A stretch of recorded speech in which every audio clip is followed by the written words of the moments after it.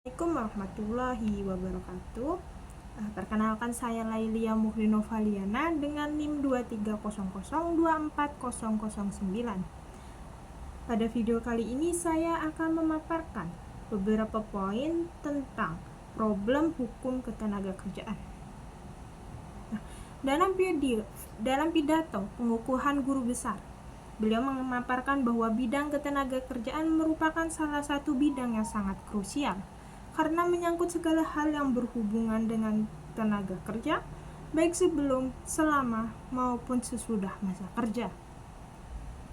Dasar dari hubungan kerja adalah perjanjian kerja yang bersifat privat, namun negara wajib hadir sebagai pengatur, pelaksana, dan pengawas demi terwujudnya hubungan industrial, harmonis, dan berkeadilan. Setidaknya ada 8 permasalahan utama yang akan dipaparkan. Pertama, aturan dan kebijakan menimbulkan perdebatan. Permasalahan pertama adalah soal regulasi yang terus bergejolak. Puncaknya adalah lahirnya Undang-Undang Nomor 11 Tahun 2020 tentang Cipta Kerja, yang menuai pro dan kontra, terutama dari kalangan pekerja dan buruh. Para buruh menilai undang-undang ini justru semakin menjauhkan mereka dari kesejahteraan. Mahkamah Konstitusi kemudian menyatakan bahwa undang-undang tersebut inkonstitusional secara bersyarat dan memberi waktu 2 tahun untuk perbaikan. Namun, belum genap 2 tahun, pemerintah mengeluarkan Perpu Nomor 2 Tahun 2022 tentang Cipta Kerja dengan alasan ketidakpastian ekonomi internasional, yang kemudian disahkan menjadi Undang-Undang Nomor 6 Tahun 2023 dan berlaku hingga sekarang. Dinamika regulasi yang bergerak cepat ini menimbulkan ketidakpastian hukum di kalangan pekerja maupun pengusaha. Poin kedua, lapangan pekerjaan dan pengangguran. Permasalahan kedua adalah soal sempitnya lapangan pekerjaan dan meningkatnya pengangguran. Kondisi ini semakin diperparah ketika pandemi COVID-19. Pemerintah mengeluarkan kebijakan pembatasan mobilitas sosial yang langsung berdampak pada melemahnya aktivitas ekonomi. Banyak pengusaha mengambil kebijakan yang merugikan pekerja, seperti mencutikan tanpa upah, memotong gaji, merumahkan pekerja, hingga berujung pada PHK secara massal. Dampaknya, angka pengangguran melonjak drastis dan pemulihan pasar kerja berjalan lambat. Poin ketiga terkait dengan perselisihan hubungan dalam pekerjaan.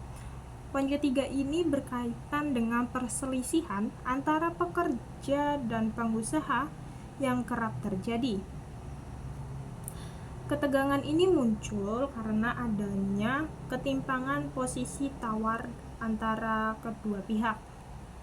Pekerja sering berada di posisi yang lemah, sementara pengusaha memiliki kewenangan lebih besar dalam menentukan kondisi kerja, upah, dan keberlangsungan hubungan kerja. Tanpa mekanisme penyelesaian perselisihan yang kuat, adil, dan cepat, konflik ini berpotensi merugikan kedua belah pihak dan mengganggu iklim investasi secara keseluruhan. Poin keempat, pekerja perempuan. Poin keempat ini membahas isu pekerja perempuan yang masih penuh tantangan. Munculnya rancangan Undang-Undang Kesejahteraan Ibu dan Anak tahun 2022 yang berinisiatif menambah durasi cuti melahirkan bagi perempuan, serta memberikan cuti bagi suami yang istrinya bersalin. Pada dasarnya sangat didukung. Namun, beliau mengajukan 2 pertanyaan kritis. Pertama, bagaimana memastikan pengaturan ini tidak justru membuat pekerja perempuan menjadi tidak kompetitif di pasar kerja karena pengusaha enggan merekrut perempuan. Yang kedua, bagaimana agar peraturan ini tidak hanya menjadi jargon, tetapi benar-benar diaplikasikan dengan pengawasan yang jelas dan tidak membingungkan semua pihak. Selanjutnya ada poin kelima, yaitu tentang pekerja di luar hubungan kerja atau gig economy, di mana poin kelima ini menyoroti fenomena gig economy atau pekerja dengan status kemitraan yang kian marak seiring perkembangan platform digital. Lingkungan kerja ini memang menawarkan fleksibilitas jam kerja, namun di sisi lain sangat minim perlindungan hukum. Pekerja ojek online, kurir, hingga pekerja lepas lainnya tidak mendapatkan jaminan upah minimum, jaminan kesehatan, maupun pesangon jika hubungan kerja berakhir. Kondisi ini membuat celah besar terjadinya eksploitasi karena pekerja tidak berada dalam kerangka perlindungan hukum ketenaga kerjaan yang ada. Selanjutnya poin ke-6, yaitu tentang digitalisasi dan dunia kerja. Poin ke-6 ini berkaitan dengan dampak digitalisasi terhadap dunia kerja. Perkembangan teknologi mengubah pola dan struktur kerja secara fundamental. Banyak jenis pekerjaan yang mulai tergantikan oleh otomatisasi dan kecerdasan buatan. Sementara regulasi ketenaga kerjaan yang ada belum sepenuhnya mampu mengakomodasi perubahan ini. Kualitas sumber daya manusia pun menjadi taruhan, di mana pekerja yang tidak mampu beradaptasi dengan transformasi digital berisiko semakin tertinggal dan kehilangan akses terhadap lapangan pekerjaan yang layak. Selanjutnya ada poin ke-7 tentang pekerja migran Indonesia, di mana poin ke-7 ini merupakan salah satu yang paling banyak dibahas, yaitu tentang persoalan pekerja migran Indonesia atau PMI, di mana secara konstitusional hak-hak PMI sebagai warga negara dijamin, dan secara yuridis mereka mendapatkan perlindungan hukum, sosial, dan ekonomi. Namun kenyataannya di lapangan sering terjadi penyimpangan yang jauh. Masih banyak PMI yang berangkat ke luar negeri secara non-prosedural, bahkan menjadi korban human trafficking, penyiksaan, industri judi, dan prostitusi online. Mereka juga kerap bekerja di negara yang tidak memiliki MOU dengan pemerintah Indonesia, sehingga perlindungan diplomatiknya sangat lemah. Belum lagi risiko kekerasan fisik, psikis, verbal, dan pelecehan seksual, hingga kematian di negara tujuan. Dari sisi jaminan sosial, data Dewan Jaminan Sosial Nasional tahun 2022 menunjukkan bahwa lebih dari 60% PMI tidak terdaftar sebagai peserta BPJS Ketenagakerjaan. Merespon hal ini, Kemenaker merevisi Permenaker nomor 18 tahun 2018 menjadi Permenaker nomor 4 tahun 2023 dengan meningkatkan manfaat jaminan sosial agar PMI terdorong untuk mendaftar. Lalu ada poin ke-8, yaitu terkait jaminan sosial pekerja, di mana poin ke-8 ini membahas terkait jaminan sosial pekerja secara umum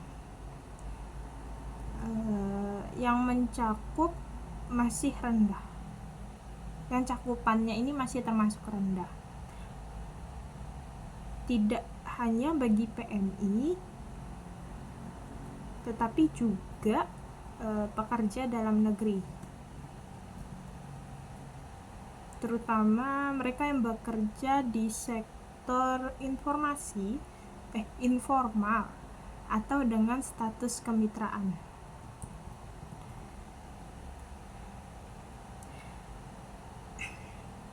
Sistem jaminan sosial yang ada belum mampu menjangkau seluruh lapisan pekerja secara merata, sehingga masih banyak pekerja yang tidak memiliki perlindungan ketika menghadapi risiko kecelakaan kerja, sakit, atau kehilangan pekerjaan. Dari seluruh paparan 8 permasalahan tersebut, kita dapat melihat bahwa hukum ketenagakerjaan Indonesia sesungguhnya tengah berada di persimpangan yang kritis. Di satu sisi, regulasi terus berkembang dan diperbarui sebagai respon terhadap dinamika ekonomi, sosial, dan teknologi yang bergerak sangat cepat. Namun di sisi lain, pembaharuan regulasi ini belum selalu diikuti oleh kesiapan implementasi di lapangan, kapasitas pengawasan yang memadai, maupun kesadaran dan pemahaman semua pihak yang terlibat. Beliau menegaskan bahwa sebagai seorang akademisi, tugasnya tidak berhenti pada tataran normatif, yakni melihat apa yang seharusnya ada dalam ketentuan perundang-undangan.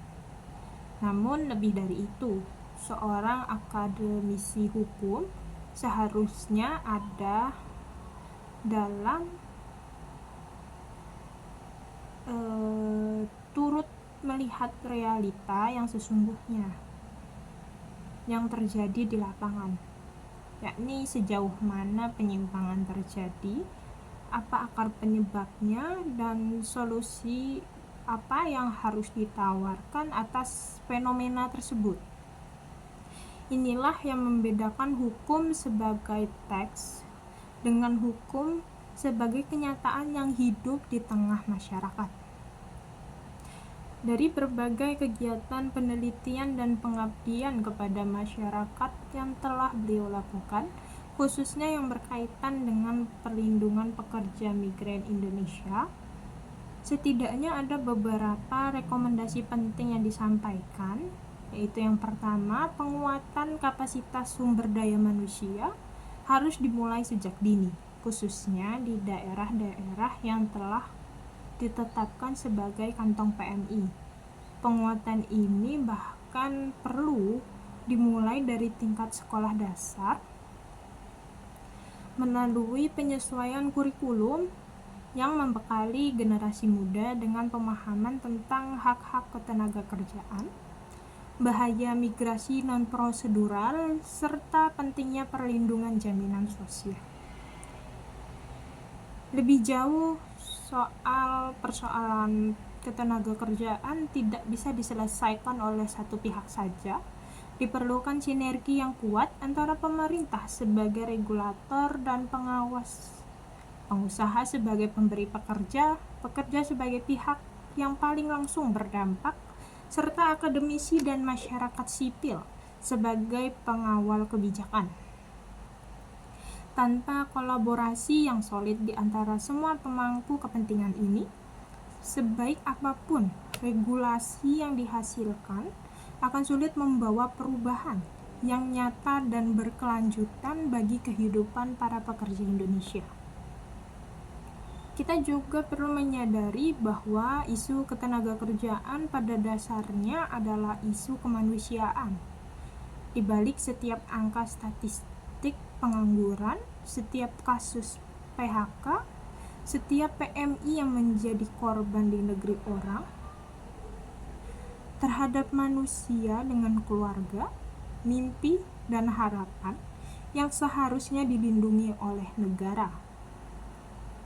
Hukum ketenagakerjaan yang baik adalah hukum yang tidak hanya tertuliskan dengan indah di atas kertas, tetapi benar-benar dihadirkan dan dirasakan manfaatnya oleh setiap pekerja Indonesia, dari Sabang sampai Merauke, baik yang bekerja di dalam negeri maupun di luar negeri. Oleh karena itu, semangat yang dibawa oleh pidato pengukuhan ini sangat relevan dan penting untuk terus kita refleksikan bersama. bahwa hukum ketenagakerjaan harus terus bergerak, beradaptasi, dan berpihak pada mereka yang paling membutuhkan perlindungan. Karena pada akhirnya, ukuran keberhasilan sebuah sistem hukum ketenagakerjaan bukan terletak pada seberapa banyak regulasi yang diterbitkan, melainkan pada seberapa nyatanya perlindungan yang dirasakan oleh setiap pekerja Indonesia dalam kehidupan sehari-hari. Sekian video yang dapat saya paparkan. Terima kasih. Wassalamualaikum warahmatullahi wabarakatuh.